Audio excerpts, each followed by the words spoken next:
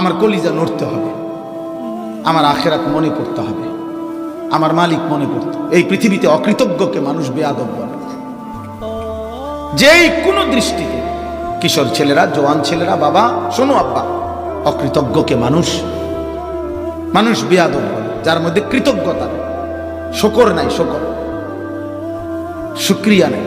তো এত বড় সৃষ্টি, এত বড় কায়নাত 24 ঘন্টা দিয়ে যার কাছ থেকে আল্লাহ তাআলা কৃতজ্ঞতার একটা সেজদা দেয় না, পায় না, আল্লাহ বলে বান্দা আলাম নাজআলিল আরদা মিহাদা ওয়াল জিবালা আওতাদা ওয়া খালাকনাকুম আজওয়াজা ওয়া জাআলনা নাওমাকুম সুবাতা ওয়া জাআলনাল লাইলা লিবাসা ওয়া জাআলনান নাহারা মাআশা। আল্লাহ বলে বান্দা বলো না, পায়ের নিচের এই জমিন আমি কি বিছায় দেই নাই? পাহাড়গুলো কি আমি তোমার জন্য পেরেগের মতো বসাই নাই? আমি কি তোমাদেরকে নারী পুরুষ জোড়ায় জোড়ায় সৃষ্টি করি নাই? দুই চোখের ঘুম আমি কি দেই নাই? রাত্রিটাকে অন্ধকারের কালো চাদর দিয়ে আমি আল্লাহ কি ঢেকে দেই নাই? আলোকিত একটা ভোর দিন আমি কি তোমার জন্য এনে দেই নাই? মাথার উপরে 7টা আসমান আমি কি বানাই নাই? একটা উজ্জ্বল সূর্য আমি কি জ্বালিয়ে দেই নাই? আসমান থেকে বৃষ্টি আমি কি নামাই নাই? জমিন থেকে ফসল আমি আল্লাহ কি উৎপন্ন করি নাই? এই নাফরমান বান্দা, এত কিছুর বিনিময়ে আমি কি একটা সেজদাও পাবো না? এই নাফরমান, তোরা যারা নামাজ পড়স নাই এখন বাইর হয়ে যাবে, যা আনতে যাবে, বাইর হবে। কেন দাঁড়ায় রইলাম? এটা এমন মালিক সেজদা দিলা না কেন? এমন রবের সেজদা দিলা না কেন? হ্যাঁ বেটা, মানুষ এত বড় অকৃতজ্ঞ হয় কেন?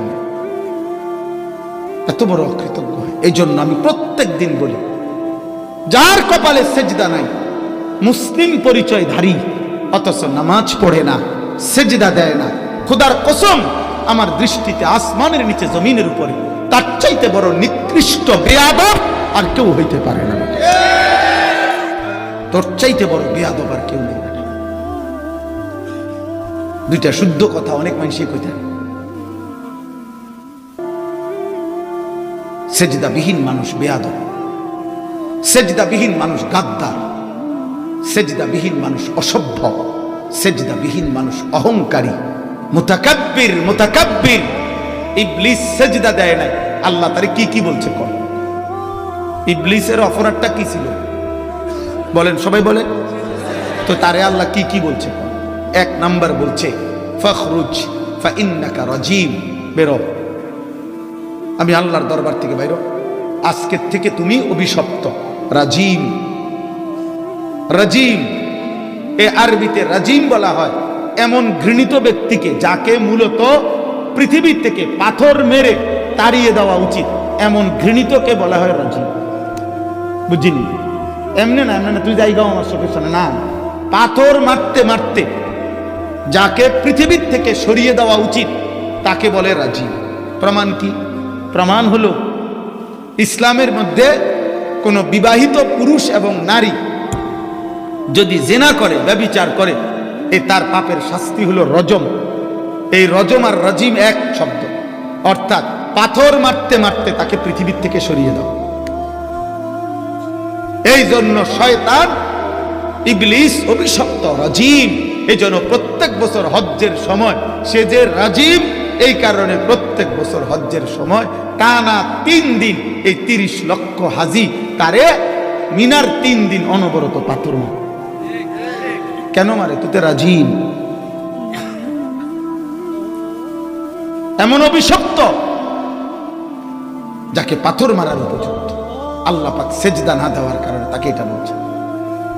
এরপরে আল্লাহ বলছে ফামা ইয়াকুনু লাকা আন তাতাকাব্বারা ফিহা, কসম খোদার বাপ, আমি বানাইয়া বলতেছি না, আমি বানাই না, মানুষও না, সব কোরআন শরীফের আয়াতে আল্লাহ বলেন এই ইবলিসকে সেজদা না দেওয়ার কারণে বললেন, ইবলিস আমি আল্লাহর সামনে এত বড় অহংকার করা, তাতাকাব্বারা মানে কিবির, কিবির মানে অহংকার, আমার সামনে অহংকার করাটা মানাইল, ঠিক করলাম না।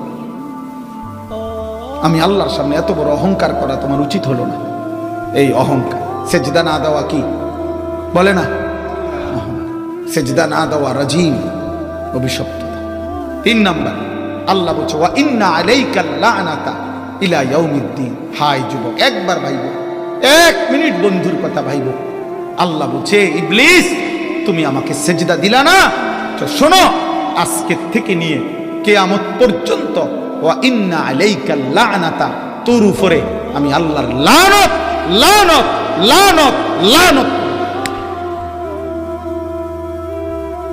ইলা ইয়াউমিদ্দিন। কি পর্যন্ত? কিয়ামত পর্যন্ত। কয়টা সেজদা না দেওয়াতে?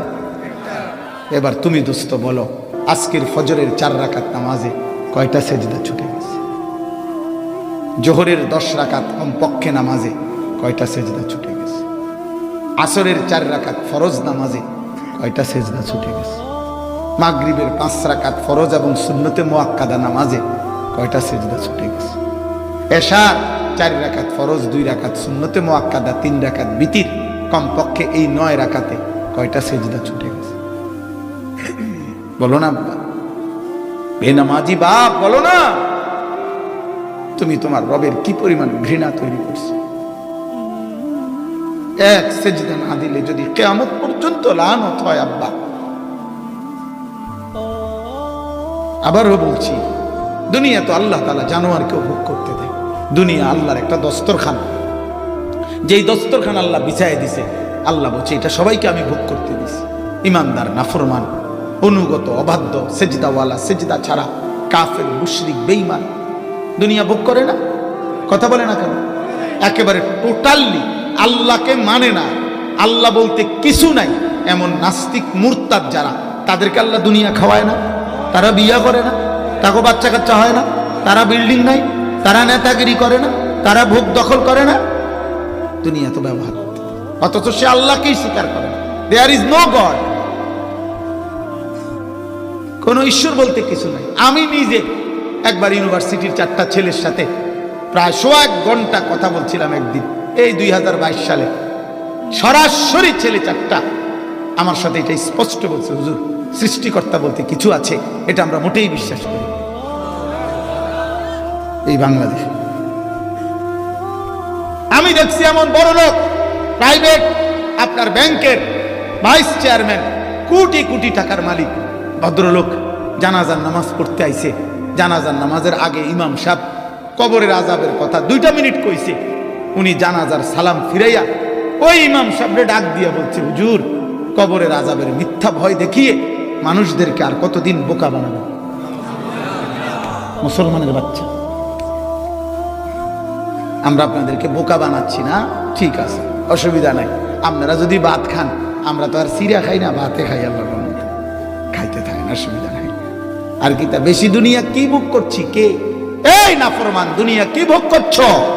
সুদখোর, হারামখোর, জিনাখোর, ব্যভিচারী, এই বেনামাজি সন্তান, আব্বা দুনিয়া বেশি কি ভোগ করেছো? তোমার জন্য সূর্য যখন ওঠে, ইমানদারের সূর্য তো তখনই ওঠে। তোমার রাত যখন হয়, আমার রাত তখনই হয়। তুমি আলাদা দুনিয়া কি ভোগ করছো? আমি রাত গভীরে সবাইকে বলবো, পাক্কা নিয়ত করেন 5 ওয়াক্ত নামাজ পড়বো ইনশাআল্লাহ। বলো না নওজোয়ান ইনশাআল্লাহ, জোরসে বলো ইনশাআল্লাহ। আল্লাহ আপনি তৌফিক দান। আমি খোদার কসম কাউরে আঘাত দিতে বলি না, আমি ব্যক্তিগতভাবে কইলাম না, আমি রাজনীতি করি না, আমি এটি বুঝি না, আমি এগুলা বুঝি না।